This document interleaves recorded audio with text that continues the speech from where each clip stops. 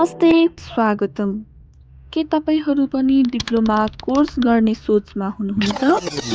यदि हुनुहुन्छ भने यो भिडियो तपाईँको लागि। A few moments later. आजको यस भिडियोमा तपाईँहरूले डिप्लोमा कोर्स भनेको के हो, यो कोर्सको समयावधि, पढ्न पाउनुहुने विभिन्न संकायहरू तथा अन्य जानकारीहरू पाउनुहुनेछ।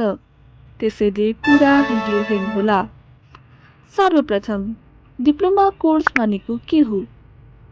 डिप्लोमा कोर्स एउटा प्रयोगात्मक कार्यक्रम हो जसमा विभिन्न ट्रेनिङ र प्रयोगात्मक कक्षाद्वारा प्राविधिक तथा व्यावसायिक सिकाइ प्रदान गर्दछ।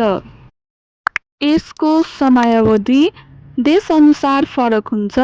हाम्रो नेपालमा सामान्यतया 3 वर्षको कोर्स हुन्छ। नेपालमा विक्रम सम्वत 2045 देखि सिटिभिटीले यस्ता विभिन्न डिप्लोमा कोर्सहरू सञ्चालन गर्दै आएको छ।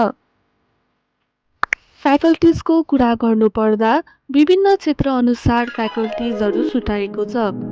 तपाईँले दिएको टेबल हेर्न सक्नुहुन्छ।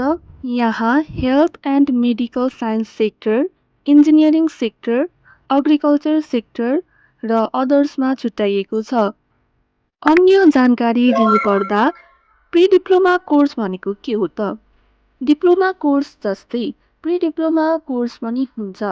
प्री डिप्लोमा कोर्सको समयावधि 1.5 वर्ष अथवा 12 महिनादेखि 18 महिनासम्मको हुन्छ।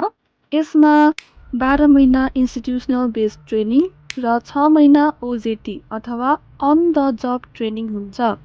यदि तपाईहरूलाई यो भिडियो जानकारीमूलक लागेमा कमेन्ट, लाइक र सब्स्क्राइब गर्नुहोला।